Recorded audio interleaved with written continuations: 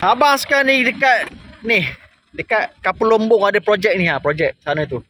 Projek teres 2 tingkat. Nak cerita bukan pasal projek. Kau tahu tak? Kenapa orang lelaki ni kadang-kadang mudah tawar hati dengan orang perempuan? Kenapa? Sebab kadang-kadang orang perempuan ni fake. Fake. Fake macam mana? Fake. Pakai foundation tebal-tebal sampai hilang terus warna kulit asal tu.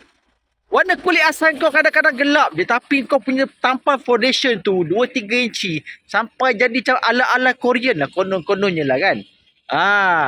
Jadi abang tahulah, tengok muka kau dengan kulit tangan pun tahu dah.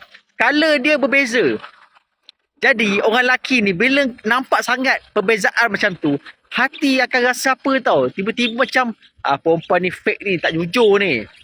Kau kalau kulit kau tak gelap, kalau kulit kau tu tak cerah mana sangat, kau pakai foundation boleh, tapi pakai tipis-tipis cukup lah, jangan terlampau over lah.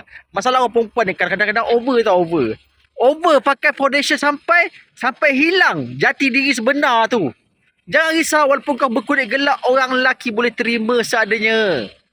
Tampal sikit-sikit tak apa, tipu sikit-sikit tak apa, jangan tipu teruk sangat.